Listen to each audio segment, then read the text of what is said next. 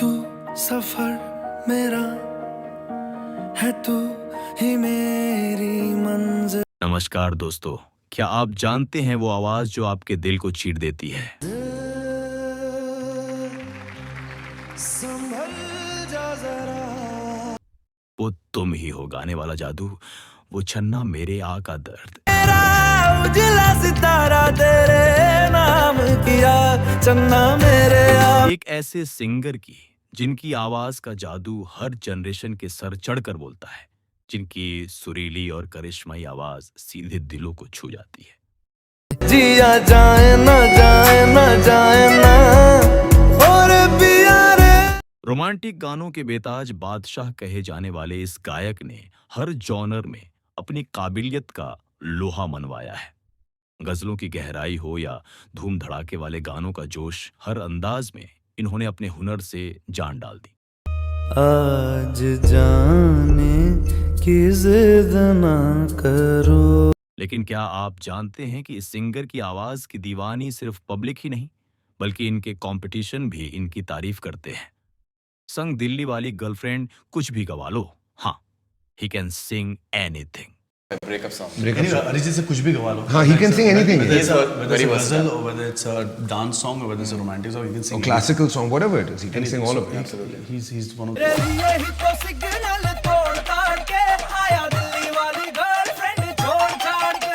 क्या आपको यकीन होगा कि हर रोमांटिक गाने को सुपरहिट बनाने वाले इस सिंगर की खुद की लव मैरिज सिर्फ 1 साल में ही टूट गई। ओ सजनी रे,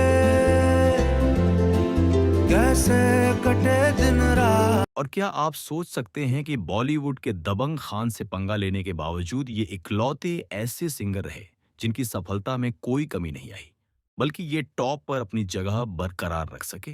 तू मेरा कोई ना होके भी कुछ लागे। आखिर कौन है यह कलाकार जिनकी आवाज आज भी हर फिल्म मेकर अपनी फिल्मों में जरूर शामिल करना चाहता है? इनके बारे में ऐसी कई अनसुनी बातें हैं जो हम आपको बताएंगे, तो आप इस वीडियो के एंड तक बने रहिए हमारे साथ। तेरा फितूर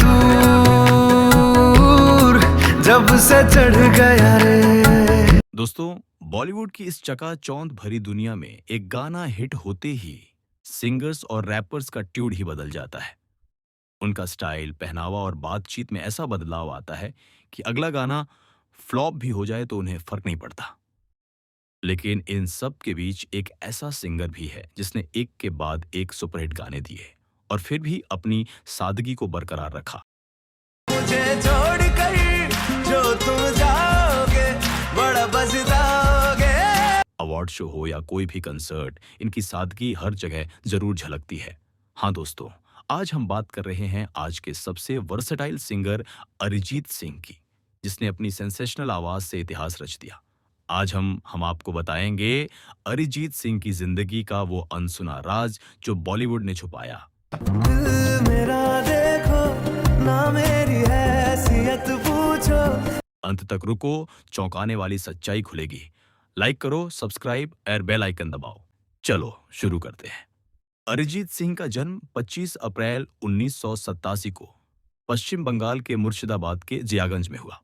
इनके पिता कक्कड़ सिंह एक सिख थे और LIC में काम करते थे, जबकि इनकी मां अदिति बंगाली थी और हाउस वाइफ थी। अरिजीत की एक छोटी बहन भी है जिनका नाम अमृता है।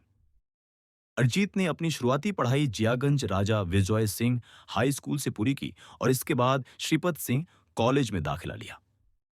पढ़ाई में अच्छे होने के बावजूद इनका झुकाव शुरू से ही गायकी की ओर रहा, क्योंकि बचपन से ही इनके घर का माहौल संगीत से भरपूर था। अरिजीत की मां न केवल एक बेहतरीन गायिका थी, बल्कि तबला बजाने में भी माहिर थी। ऐसे संगीत से भरे माहौल में अरिजीत ने अपने गायकी की शुरुआत घर से ही की। इनकी प्रतिभा और संगीत के प्रति लगाव को देखते हुए परिवार ने इन्हें प्रोफेशनल ट्रेनिंग दिलाने का फैसला किया। इन्होंने हजारी बंधुओं के मार्गदर्शन में संगीत की शिक्षा प्रारंभ की। राजेंद्र प्रसाद हजारी से इन्होंने भारतीय शास्त्रीय संगीत सीखा और धीरेन्द्र प्रसाद हजारी से तबला वादन में पारंगत हुए और वीरेंद्र प्रसाद हजारी से रविंद्र संगीत और पॉप म्यूजिक की ट्रेनिंग ली।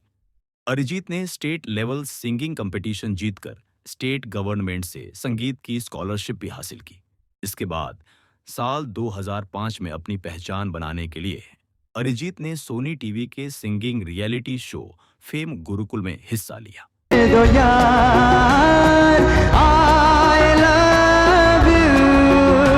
दरअसल इसमें इनके गुरु राजेंद्र प्रसाद हजारी ने ही इन्हें पार्टिसिपेट करने के लिए प्रेरित किया था, क्योंकि गुरुजी को लगता था कि शास्त्रीय संगीत के अलावा नई चीजें सीखना भी जरूरी है। हालांकि शुरुआत में अरिजीत का इस शो में हिस्सा लेने का मन नहीं था, लेकिन जब इन्हें पता चला कि शंकर महादेवन इस शो के जज होंगे तो इन्होंने इसमें शामिल होने का मन बना लिया।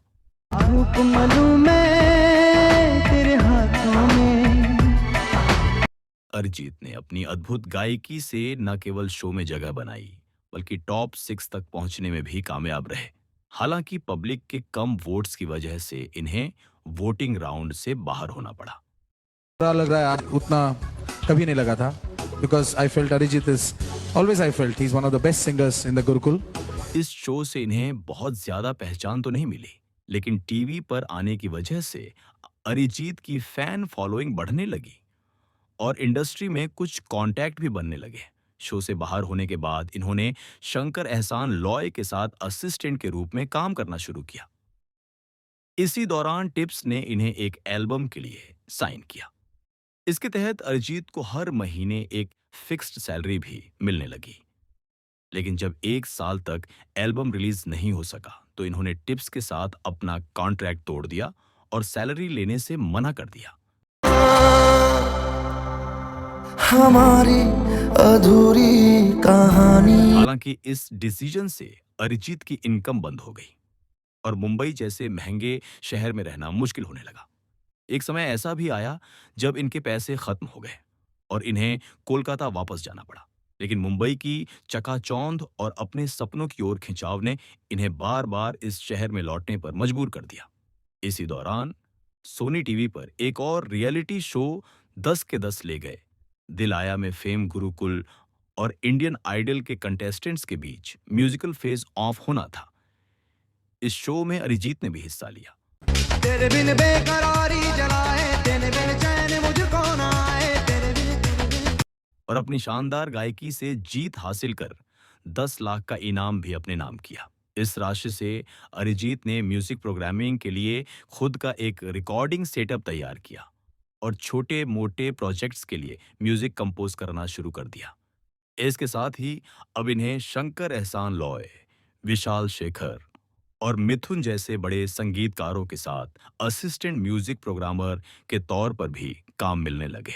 अरिजीत को पहला ब्रेक शंकर एहसान लॉय ने अपने musical album high school musical 2 में, जिसमें इन्होंने ऑन एल फॉर वन गाना गाया। छेड़ेंगे तराने हम दीवाने मिलके। साल 2010 में अरिजीत सिंह ने बॉलीवुड के मशहूर संगीतकार प्रीतम के साथ काम करना शुरू किया।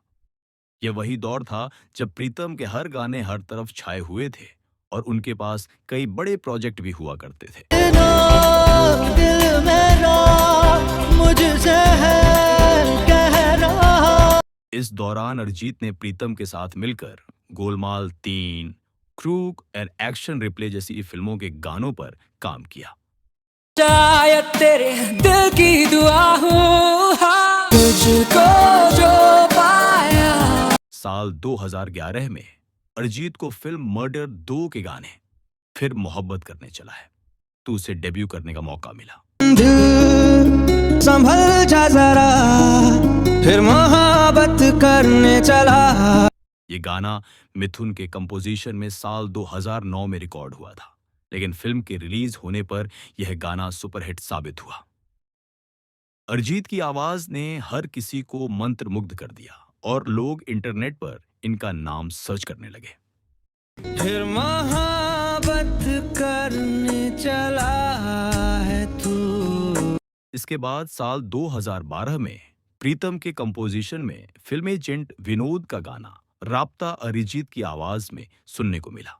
ये गाना इतना पॉपुलर हुआ कि इसके 4 अलग-अलग वर्जन भी रिलीज किए गए। खुदा ने इस जहां में सभी के लिए किसी ना किसी को है बनाया हर।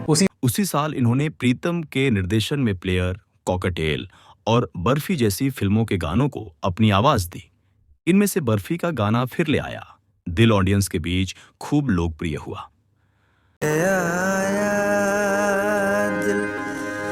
मजबूर। साल 2012 में ही अरिजीत ने विशाल शेखर के लिए शंघाई फिल्म का गाना दुआ भी गाया, जो श्रोताओं को खूब आया। जो भेजी थी दुआ वो जाके आसमां से यूं टकरा गई। इस गाने के लिए इन्हें मिर्ची म्यूजिक अवार्ड से अपकमिंग मेल प्लेबैक सिंगर का अवार्ड भी मिला। इसके बाद आया साल 2013, जो अरिजीत सिंह के करियर का सबसे सुनहरा साल साबित हुआ। इसी साल इनकी आवाज में फिल्म आशिकी 2 के गानों ने ऐसा समा बांधा कि सुनने वाले मंत्रमुग्ध हो उठे। तेरे बिन अब रह नहीं सकते। मिथुन के कंपोजिशन में गाया इनका गाना तुम ही हो हर युवा दिल की धड़कन बन गया और अरिजीत के करियर को नई ऊंचाइयों पर ले गया। से जुदा अगर हो जाएंगे तो खुद से ही हो जाएंगे जुदा। इस गाने ने इन्हें कई बड़े अवार्ड्स भी दिलाए और ये फिल्म फेयर में बेस्ट मेल प्लेबैक सिंगर के लिए नॉमिनेट भी हुए। इस फिल्म में गाए इनके दूसरे गाने भी खूब पॉपुलर हुए और फिल्म एक म्यूजिकल हिट बन गई। ये मुझको बता दे चाहूं मैं आना। इसी साल इन्होंने प्रीतम के साथ मिलकर करण जौहर की फिल्म ये जवानी है दीवानी पर भी काम किया। इस फिल्म के लगभग हर गाने में इनकी आवाज का जादू सुनाई दिया, जिनमें कबीरा और बलम पिचकारी जैसे गाने हर तरफ सुनाई देते रहे।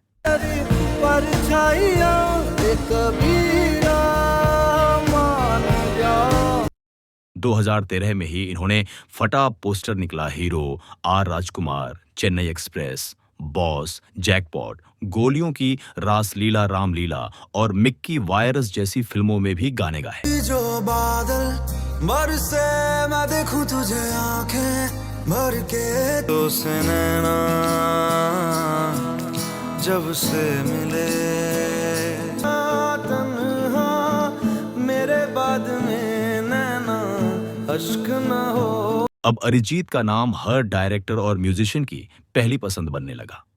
हर किसी को विश्वास होने लगा कि इनकी आवाज में गाया एक गाना भी अगर फिल्म में रख दिया जाए तो वह फिल्म को हिट करा सकता है। चलती है कभी कभी रुकती कहानी बेढंगी कश्मीर में तू कन्याकुमारी। साल 2014 में अरिजीत ने लगभग 30 से 35 फिल्मों के गानों को अपनी आवाज दी।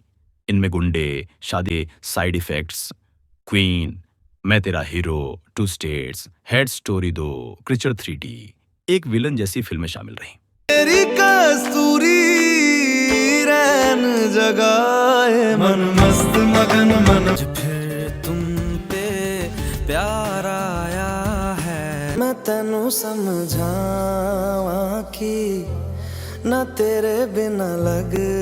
2015 में इन्होंने खामोशियां, बदलापुर, NH10, दिलवाले, बाजीराव मस्तानी, तमाशा और हमारी अधूरी कहानी जैसी फिल्मों में गाने गाए जो हर तरफ सुनाई देते रहे। बातें ये कभी ना तू भूलना। इनमें खासकर फिल्म ABCD, 2 से चुनर और तमाशा से अगर तुम साथ हो जैसे गाने श्रोताओं को भावुक कर गए।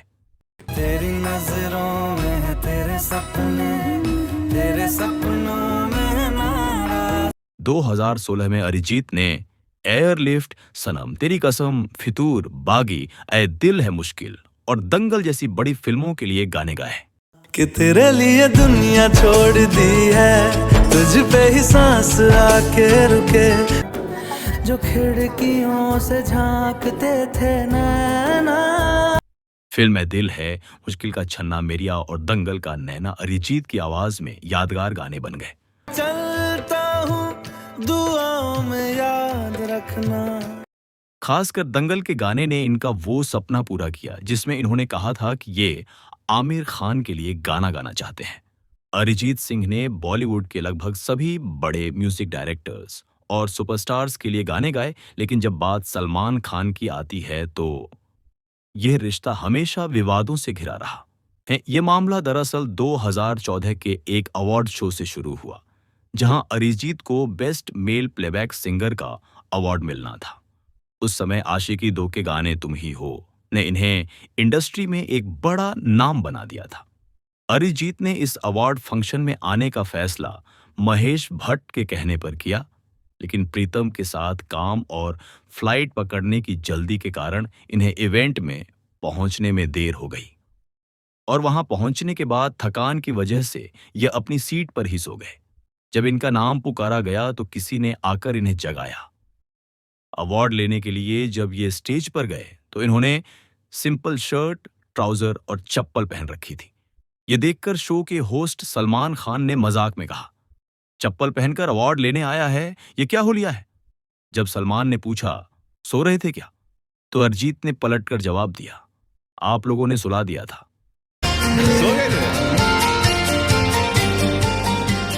आप लोगों ने सुला दिया यार तब से, और ये इसमें हमारा कोई दोष नहीं है।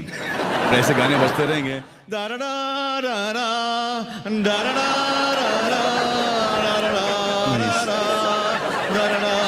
इसमें तो नींद ही आ गई यार। ये वही पल था जिसने सलमान खान का ईगो हर्ट कर दिया।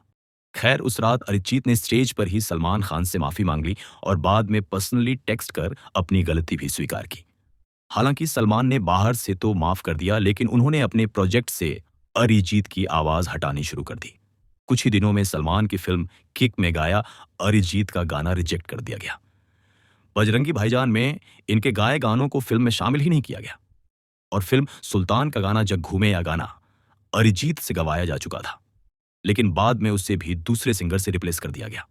अरिजीत ने कई बार पब्लिक इवेंट्स में सलमान खान से माफी मांगी। इवन सोशल मीडिया पर एक माफीनामा भी लिखा, जिसमें इन्होंने कहा, मैं सिर्फ एक बार आपके लिए गाना गाकर रिटायर होना चाहता हूं।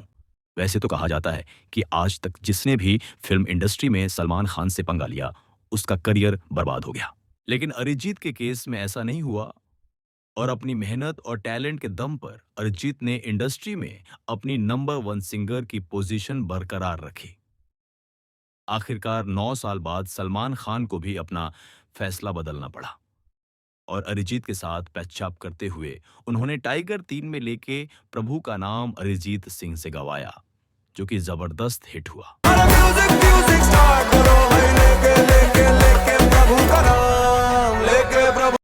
सलमान से टकराव के इन 9 सालों में वैसे तो अरिजीत के गाए ज्यादातर गाने हिट रहे, जिनमें सबसे बड़ी हिट्स की बात करें तो फिल्म बद्रीनाथ दुल्हनिया का रोके ना रुके नैना, केदारनाथ का काफिराना और कबीर सिंह का तुझे कितना चाहने लगे, सभी म्यूजिक चार्ट टॉप करते रहे।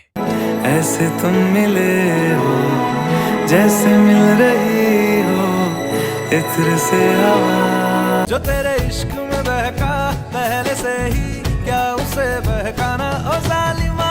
आज से तेरी सारी गलियां मेरी हो गई, तेरे बिन अब न लेंगे एक भी दम।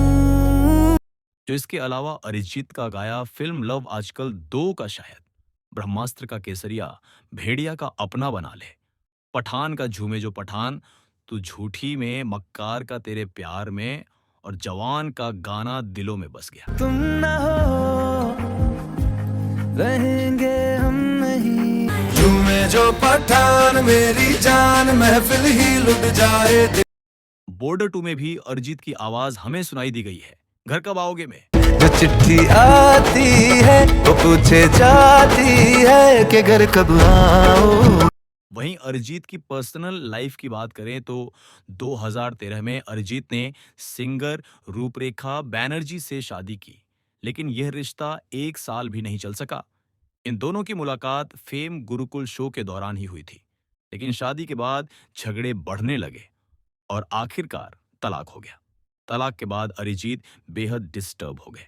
इसी दौरान इन्होंने अपनी बचपन की दोस्त कोयल रॉय से 2014 में गुपचुप शादी कर ली। कोयल भी तलाकशुदा था और उनकी एक बेटी भी थी, जो अब अरिजीत और कोयल के साथ ही रहती है। किसे दुनिया चाहिए, तू है तो मुझे फिर और क्या चाहिए। कह सकते हैं कि अरिजीत सिंह की कहानी सिर्फ एक सिंगर की सक्सेस स्टोरी नहीं, बल्कि इस बात का प्रतीक है कि टैलेंट और मेहनत हर मुश्किल को पार कर सकती है। चाहे वह सलमान खान जैसे बड़े सुपरस्टार के साथ विवाद हो या पर्सनल लाइफ की चुनौतियां, अरिजीत ने हर परिस्थिति में अपने हुनर से खुद को साबित किया। अरिजीत सिंह आज केवल एक सिंगर नहीं बल्कि करोड़ों लोगों की इंस्पिरेशन है। ये है यही एक धुन। इनकी आवाज ने यह साबित किया कि जब कोई आर्टिस्ट अपनी कला को ईमानदारी और दिल से पेश करता है तो वह किसी फिल्म स्टार या ब्रांड का मोहताज नहीं होता। इनकी सक्सेस ये प्रूफ करती है कि टैलेंट को दबाया नहीं जा सकता, चाहे परिस्थितियां कितनी भी डिफिकल्ट क्यों ना हो जाएं। कि आज अरिजीत अपनी आवाज से न केवल भारत बल्कि दुनिया भर के संगीत प्रेमियों के दिलों पर राज कर रहे हैं। फेसलेस आहूजा टीम की तरफ से अरिजीत सिंह को उनके सभी अपकमिंग प्रोजेक्ट्स के लिए ढेरों शुभकामनाएं। ऐसी ही मजेदार और रोचक किस्सों के लिए चैनल को लाइक करें और सब्सक्राइब करें। धन्यवाद। रंग आशिकी